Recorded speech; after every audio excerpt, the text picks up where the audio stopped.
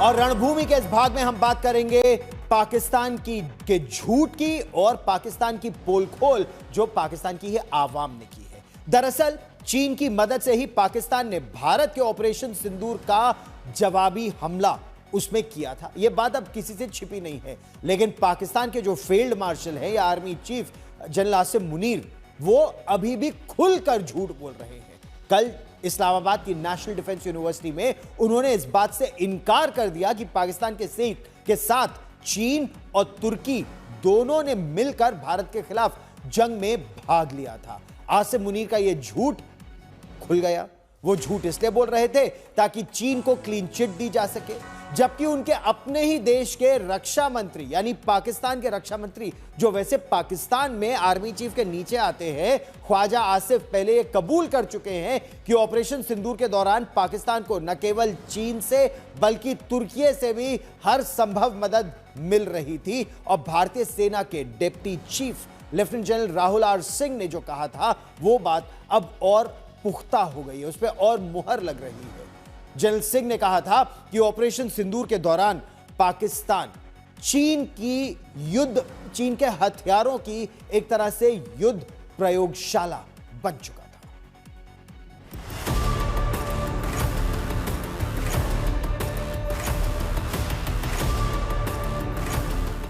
Operation सिंदूर में पाकिस्तान को जब मुंह की खानी पड़ी, तो अब वहां की सेना लगातार जनता के सामने झूठी जीत का नैरेटिव कर रही है। पाकिस्तान के सेनाध्यक्ष जनरल आसिम मुनीर ने अब एक बार फिर भारत पर हमला बोलते हुए कहा है कि पाकिस्तान को किसी बाहरी देश की कोई मदद नहीं मिली। उन्होंने कहा कि 4 दिन की जंग पूरी तरह पाकिस्तान की अपनी ताकत से लड़ी गई और भारत चीन और तुर्की को घसीटकर कैंप पॉलिटिक्स खेल रहा है। लेकिन सवाल यह है कि जब खुद उनके रक्षा मंत्री ख्वाजा आसिफ चीन की मदद को कबूल कर चुके हैं, तो अब सेना प्रमुख को यह झूठ बोलने की जरूरत क्यों पड़ी? सुनिए, एससीओ के रक्षा मंत्रियों की बैठक के लिए चीन पहुंचे पाकिस्तानी रक्षा मंत्री ने कहा था, हमने चीन के हथियारों को आजमाया और वो अच्छे निकले। पाकिस्तान के सेना प्रमुख जनरल आसिम मुनीर ने इस्लामाबाद के नेशनल डिफेंस यूनिवर्सिटी में भाषण देते हुए कहा कि 4 दिन की जंग पूरी तरह पाकिस्तानी सेना ने खुद लड़ी थी। उन्होंने भारत पर आरोप लगाया कि वो चीन और तुर्की को इस जंग में घसीटकर तथ्यों को तोड़ मरोड़ रहा है। यही नहीं, मुनीर ने यह भी गिदड़-धपकी दी है, पाकिस्तान की संप्रभुता को चुनौती देने की कोई भी कोशिश का तुरंत और तीखा जवाब मिलेगा। युद्ध मीडिया की बयानबाजी या आयातित हथियारों से नहीं, बल्कि पेशेवर क्षमता और मुल्क को लेकर पक्के इरादे से जीते जाते हैं।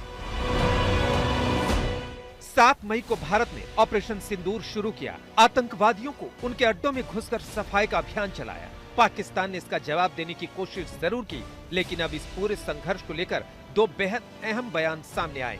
पहला, भारतीय सेना के deputy army chief lieutenant general Rahul R Singh का। दूसरा, पाकिस्तान के सेनाध्यक्ष आसिम मुनीर का। दोनों के बीच अंतर इतना साफ है जितना दिन और रात में होता है। We saw Pakistan one side, but adversaries were 2, and if I would say actually 4 or 3 actually. So Pakistan was the front face. We had China providing all possible support, and it's no surprise because if you were to look at statistics, in the last 5 years, 81% of the military hardware that Pakistan is getting is all Chinese, 81% of that. Again, Turkey also played a very important role in providing the type of support that was there. Baraktar, of course, he's been giving from before. Lieutenant general Rahul Singh ने साफ कहा कि पाकिस्तान भले मोर्चे पर था, लेकिन लड़ाई असल में चीन के खिलाफ थी। चीन पाकिस्तान की एयरफोर्स को लाइव डेटा, टारगेट फीड और रणनीतिक मार्गदर्शन दे रहा था और तुर्की ड्रोन और सैन्य हार्डवेयर भेज रहा था। भारत 3 मोर्चों पर एक साथ लड़ रहा था, पाकिस्तान, चीन और तुर्की के खिलाफ।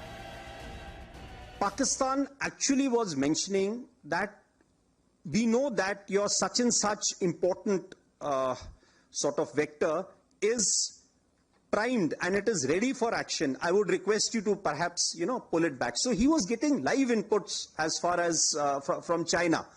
So that is one place we really need to move fast and take appropriate action.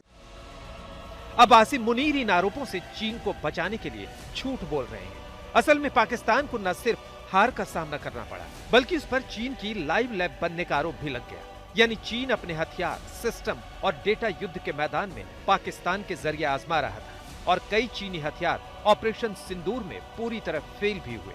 यही नहीं, चीन की दी गई खुफिया जानकारी के बावजूद पाकिस्तान की हार हुई।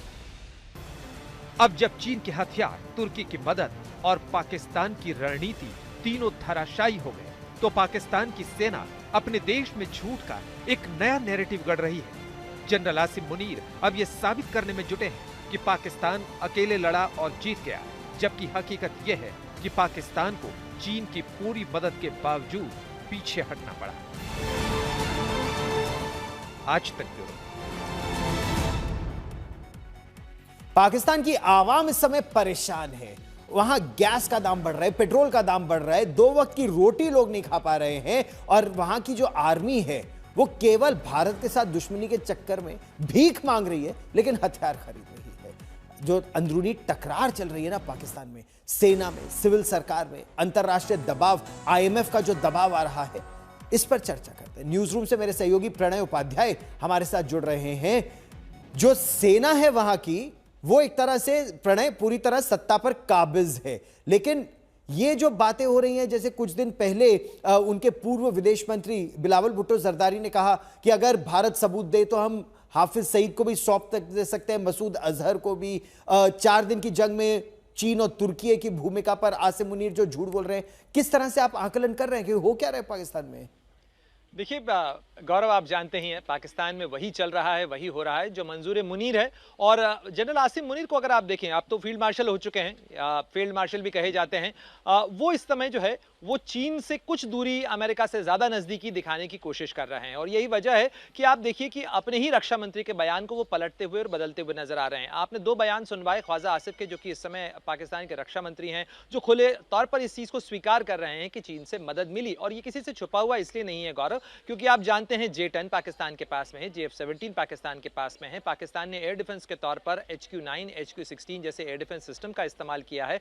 पाकिस्तान से को लगातार जो सैटेलाइट्स की मदद मिलती रही, ये बात पाकिस्तान के रक्षा मंत्री खुद स्वीकार कर चुके हैं। तो अब वो दिखाने के लिए जरूर ये कह रहे हैं। जहां तक हाफिज सईद और मसूद अजहर का सवाल है, बिलावल भुट्टो शायद राजनीति के खेल में अभी कुछ कमजोर हैं या कच्चे हैं, क्योंकि वो इस तरीके की बातें बोल रहे हैं। पाकिस्तान से इस तरीके की उम्मीद अगर होती तो पाकिस्तान ये पहले ही कर चुका होता। लेकिन यहां पर एक पेंच है गौरव कि क्या इसके अंदर इफ वाली कंडीशन लागू होती है, इफ कोऑपरेट का क्लॉज क्या इसमें लग सकता है, क्योंकि पाकिस्तान के ऊपर ये अंतरराष्ट्रीय ऑब्लिगेशन है, ये उसकी जिम्मेदारी बनती है संयुक्त राष्ट्र सुरक्षा परिषद के सैंक्शन टेररिस्ट को सौंपने और उन्हें प्रोसिक्यूट करने की। वो उसने अभी तक नहीं किया है। 26/11 और उससे पहले के कई मामले अब तक लंबित हैं। इसलिए पाकिस्तान की किसी चीज के ऊपर फिलहाल भरोसा करना इसलिए मुश्किल है क्योंकि पाकिस्तान को हमेशा जमीन पे किए हुए उसके कामों से तौला और आंका जाता है। उसके वहां क्या बयान दिए जाते हैं और कौन क्या बोल रहा है, उसके बहुत ज्यादा मायने नहीं है। आप सोचिए, इतने UN designated global terrorist Pakistan में है, हाफिज मोहम्मद सईद हो, मसूद अजहर हो, सब पाकिस्तान में है। पाकिस्तान उसी सैंक्शंस कमेटी का इस समय हेड भी है और फिर भी इनके खिलाफ कार्रवाई नहीं हो रही है। यह दिखाता है कि पाकिस्तान का दोमुहापन और UN जैसे संगठन इस समय कितनी बेईमानी वहां चल रही है।